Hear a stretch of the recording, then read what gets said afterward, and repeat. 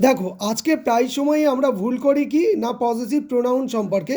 আজকে যে প্রোনাউনগুলো আমরা দেখছি এগুলো ওই পার্সোনাল প্রোনাউন, পজিটিভ প্রোনাউন আর পজিটিভ প্রোনাউন। এখন দুটোর মধ্যে তফাৎ দেখো, এই জায়গাগুলো যেগুলো থাকবে এগুলো কিন্তু পজিটিভ অ্যাডজেক্টিভ হিসাবে কাজ করবে। তাই জন্য এগুলোকে বেশিরভাগ সময় আমরা পজিটিভ অ্যাডজেক্টিভ হিসাবে কাজ করাই এবং এর পরে আমরা সব সময় যে কোনো একটা নাউন বসাই। ক্লিয়ার? তো চলো আমরা একটু শিখে নিই।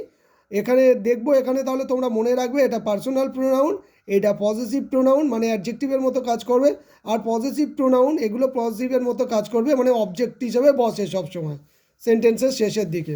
চলো, I, my, mine, we, our, ours, you, your, yours, he, his, his, she, her, her, they, their, theirs. Okay, এখানে হার্সও বসাতে পারো।